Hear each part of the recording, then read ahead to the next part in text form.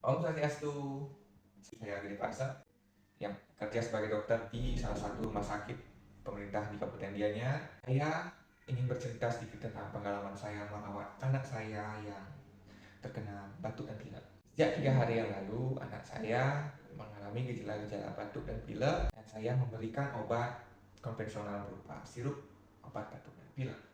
Dan saya memiliki keinginan untuk mengkombinasikan pengobatan saya dengan minyak balur paraseri, di mana minyak balur ini memiliki kandungan Pimpinella anisifructus atau adas manis, yang kedua Ciniberis officialis rhizoma atau jahe merah, yang ketiga Citrus aurantifolia fructus atau jeruk nipis, dan keempat yaitu Oleum cocos nucifera atau minyak kelapa.